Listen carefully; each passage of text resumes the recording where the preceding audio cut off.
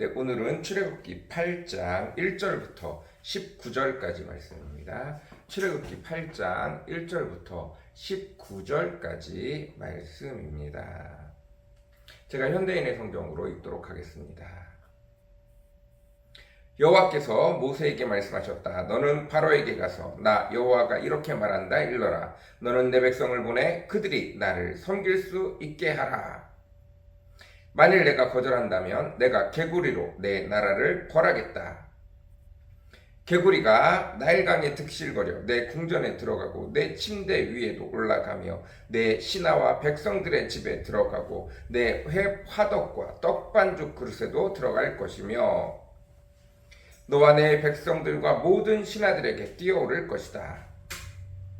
여호와께서 모세에게 다시 말씀하셨다. 너는 아론에게 지팡이 잡은 손을 강과 운하와 연못 위에 펴서 개구리가 이집트 땅에 올라오게 하라고 말하라. 그래서 아론이 지팡이를 든 팔을 이집트 물 위에 펴자 개구리가 올라와 그 땅을 뒤덮었다. 그러나 마법사들도 자기들의 마법을 써서 개구리가 이집트 땅에 올라오게 하였다. 그러자 바로가 모세와 아론을 불러 말하였다. 너희는 여호와께 기도하여 개구리를 나와 내 백성에서 떠나게 하라. 그러면 내가 내 백성을 보내 여호와께 희생 제물을 드릴 수 있도록 하겠다. 그때 모세가 바로에게 내가 왕을 위해 기꺼이 기도드리겠습니다. 그런데 이 개구리가 다 없어지고 나일강에만 있도록 내가 언제 왕과 왕의 신하와 백성을 위해 기도하면 되겠습니까? 하고 묻자 바로가 내일이다 하고 대답하였다. 그래서 모세가 이렇게 말하였다. 내가 왕이 말씀하신 대로 하여 우리 하나님 여호와 같은 분이 없는 것을 왕이 알도록 해드리겠습니다. 내가 기도하면 개구리가 왕과 왕의 궁정과 왕의 신하와 백성을 떠나고 나일강에만 있게 될 것입니다. 그러고서 모세와 아론은 바로 앞에서 나왔다. 여호와께서 바로에게 보내신 개구리에 대하여 모세가 여호와께 부르짖자 여호와께서 모세의 요구를 들어주셨다. 그러자 개구리가 집과 마당과 밭에서 나와 죽었다. 사람들이 개구리를 보아다가 무더기를 쌓았으므로 온 땅에 악취가 풍겼다. 그러나 바로는 개구리가 없어진 것을 보고 마음을 돌처럼 굳게 하여 여호와의 말씀대로 모세와 아론의 말을 듣지 않았다. 그러자 여호와께서 모세에게 말씀하셨다. 너는 아론에게 그의 지팡이를 들어 땅에 티끌을 치라고 말하라. 이집트 온 땅에 티끌이 이가 될 것이다. 그래서 아론이 지팡이를 들어 땅에 티끌을 치자 이집트의 모든 티끌이 이가 되어 사람과 짐승에게 달라붙었다. 마법사들도 자기들의 마법으로 이가 생기게 하려 하였으나 그렇게 할 수가 없었다. 이가 곳곳에서 득실거리자 마법사들이 바로에게 이것은 하나님이 행하신 일입니다 하고 말하였다. 그러나 바로는 여호와의 말씀대로 마음이 굳어 모세와 아론의 말을 듣지 않았다. 아멘. 네, 오늘은 출애굽기 8장 1절부터 19절까지 말씀입니다. 여호와 하나님께서 모세에게 말씀하신 것처럼 이집트 땅에서 이스라엘 백성을 하나님이 명하신 가나안 땅으로 이끌어내실 것인데 이집트 왕 바로가 그 말을 듣지 않습니다. 여호와 하나님께서 바로의 마음을 완악하게 하사 그에게 많은 재앙을 내리시고 그리고 난 다음에 이스라엘 백성을 이집트에서 불러내시겠다고 말씀하신 것처럼 이미 첫 번째 재앙이 일어났습니다. 그들이 생명처럼 소중히 여기는 나일강이 피로 변해버린 것입니다. 그리고 곧 얼마 지나지 않아서 그 이집트 사람들이 먹고 살기 위해서 나일강 옆에서 우물을 파니 그 우물에서 새물이 나기 시작했습니다. 그리고 피로 변했던 나일강 물도 위에서 내려오는 물로 인해서 이제 깨끗하게 씻겨졌습니다. 자, 그러자 이집트 왕이 다시 마음이 굳어졌습니다. 이때 여호와 하나님께서 모세에게 말씀하셨습니다. 너는 이집트 왕 바로를 찾아가라. 그리고 다시 내가 말한 말을 말하라. 이집트 왕에게 찾아갔습니다. 여호와 하나님이 우리를 보내지 않으면 개구리가 온 땅을 덮을 것이라고 말하였습니다. 바로는 듣지도 않고 들어가 버렸습니다. 그리고 여호와의 말씀처럼 모세의 명을 받다 아론이 모세의 지팡이를 들고 나일강 쪽으로 손을 펴자 그때부터 시작해서 말도 안 되는 숫자의 개구리떼가 올라오기 시작했습니다. 그리고 하룻밤이 지나고 난 이후에 온 이집트 땅에 나일강으로부터 올라온 엄청난 수의 개구리가 들이닥치기 시작했습니다. 개구리의 숫자가 많아지니까 논밭뿐만 아니라 사람들이 다니는 길거리 그리고 숫자가 더 많아져 버리니까 각 집에까지 개구리가 들어가기 시작했습니다. 보이지 않는 곳에 개구리가 계속 들어가서 숨습니다. 옛날에 시골교회에 다 신발을 벗고 예배하러 들어가면 장난꾸러기들이 개구리를 잡아갖고 신발 안에 넣어 놓았대요. 제 동기 목사님 중에 한 분이 교회에 갔는데 주일날 빵 준다고 그래서 교회를 갔는데 가고 나왔더니 자기 신발이 없어진 거래.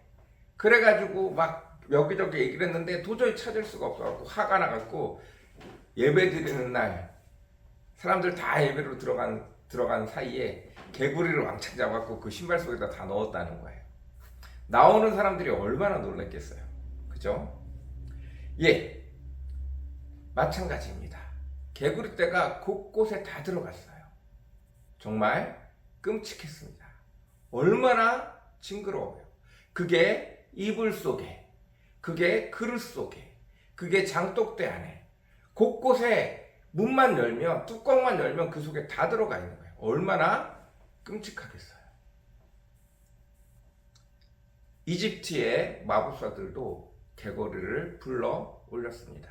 안타깝게도 불러 올리는 개구리는 있었지만 그들을 다시 떠나가게 하라 아무리 명령해도 개구리 한 마리 마법사들의 말처럼 움직이지 않았어요. 개구리가 이곳저곳 왕실까지 차고 넘쳤습니다.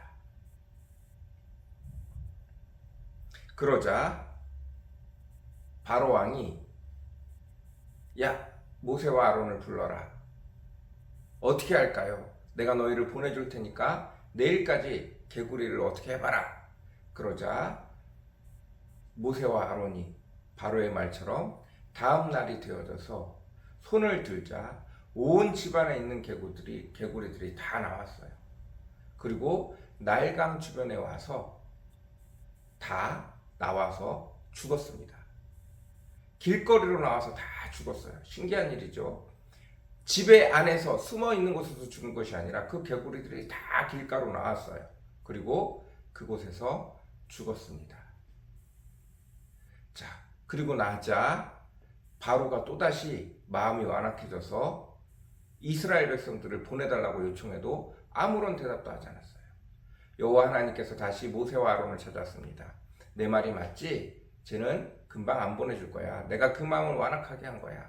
야, 너는 이번에 가서 땅을 쳐.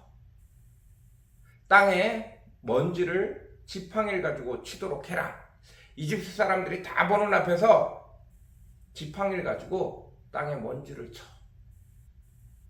모세와 아론이 그 말을 듣고 이집트 사람들이 다 보는 앞에 가서 땅에 먼지를 쳤습니다. 그러자 이가 생기기 시작했어요. 처음 나일강 물에서 시작된 것이 나일강 물을 타고 나와서 온 사람들, 이집트 사람들 왕궁까지 다 쳐들어갔어요. 이제는 그 개구리가 죽은 땅에서 이가 나와서 보이지 않는 이가 나와서 사람 몸에 기어 올라가기 시작합니다. 짐승의 몸에 기어 올라가기 시작해요. 하나님의 저주가 하나님의 재앙이 확장되는 모습을 볼 수 있습니다. 더욱 놀라운 것은 이 재앙 하나하나가 다 이집트 사람들이 섬기는 신을 이야기하고 있는 거예요. 개구리의 신은 다산의 신, 풍요의 신입니다. 그리고 이는 대지의 신을 의미합니다. 땅을 쳤을 때 흙이 이로 변한 거예요. 미세한 흙들이 이 대지의 신이 이집트 사람들을 공격하고 있는 것입니다. 여호와 하나님이 모든 신들의 주인이 되시는 것을, 그 신들은 여호와 하나님을 거스를 수 없다는 것을 여호와 하나님께서 이집트 사람들에게 각인시키고 있는 중이에요. 자기들이 섬기는 신이 개구리가 나와서 자기들을 못살게 굴고 땅의 신이라고 늘 제사를 지내는데 그 신이 형상화되어져서 이로 나타나서 그 모든 사람들을, 가축들을 공격하고 있는 것입니다.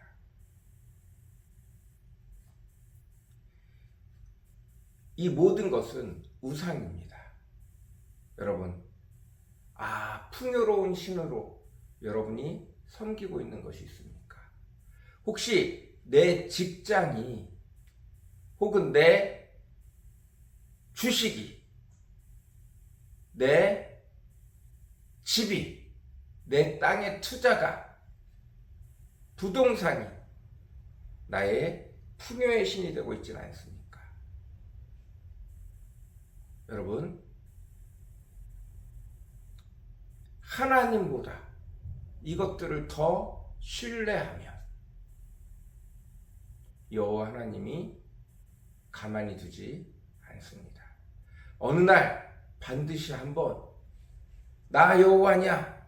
너희가 가지고 있는 은행에 보유된 돈이냐? 너희 기업이냐? 너희 주식이냐? 너희 부동산이냐? 하고 반드시 물으시는 날이 올 것입니다. 여러분, 그때 속히 내려놓으시기 바랍니다. 풍요를 주관하는 것도, 우리에게 복을 주관하는 것도 여호와 하나님이심을 믿으시기 바랍니다. 여러분의 믿음의 근거가 어디 있습니까? 내가 매일 밟고 있는 이 땅이 나의 믿음의 근거가 되십니까? 여러분의 직장이 믿음의 근거가 되십니까? 여러분의 가정이 믿음의 근거가 되십니까? 여러분이 안정감을 누리고 살아가는 것이 여러분의 직장, 여러분의 가정, 혹 여러분의 건강입니까?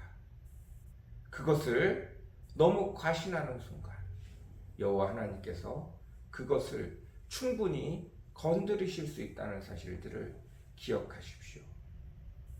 우리의 안전함의 근거가 되는 것, 그것 또한 여호와 하나님으로부터 시작되어야 합니다. 오늘도 그 은혜가 저와 여러분에게 가득 넘치기를 간절히 사모합니다. 같이 기도하겠습니다. 사랑과 은혜가 풍성하시고 거룩하신 주님, 10가지 재앙을 통하여 우리의 우상들을 다시 한번 돌아봅니다. 나를 풍요롭게 하는 것이 무엇인지, 또 내 안전의 근거가 되는 것이 무엇인지, 나의 평안한 삶의 근거가 되는 것이 무엇인지 되돌아봅니다. 그 모든 것의 주인이 여호와 하나님이 되어주시기를 간절히 사모합니다. 자꾸 우리 삶을 되돌아보게 도와주옵소서. 자꾸 우리 삶을 되돌아보게 도와주시옵소서.